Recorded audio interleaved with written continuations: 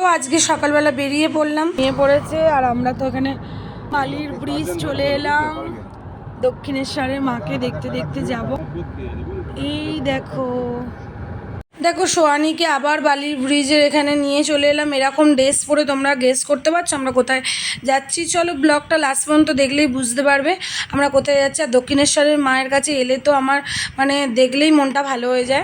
দেখো সোয়ানির ব্যাপারে, বাবাকে কোথাও যেতে হলে বাবার তো খুব ইচ্ছা যে যাওয়ার।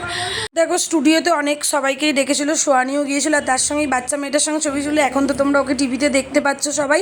তোমরা কমেন্ট করে জানাও ওই মেয়েটার নাম কি ভালো করে দেখে। আর দেখো কত মানুষ এখানে দ্বিতীয় অডিশানে এসেছিলো, দ্বিতীয়বার যে অডিশানে আমাদের ডেকেছিল। আর এইটা হলো দিদি নম্বর ওয়ানের স্টেজ, আর এর পাশে হলো রান্নাঘরের স্টেজ। আর দেখো আমরা এখানে শ্যুটিং শেষ হয়ে যাওয়ার পর রাত্রির একদম 11টার পর তারপরে পরপর অনেক শ্যুটিং দেখলাম, রচনাদিকে দেখলাম কাছ থেকে, খুবই ভালো লাগলো। আর শ্যুটিং দেখতে কার না ভালো লাগে বলো।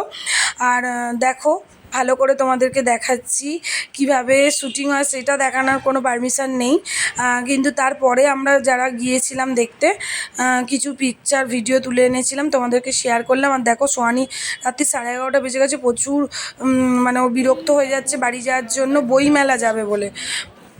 আমার বাড়িতে দিদার সঙ্গে দেখা করতে বাবু দেখি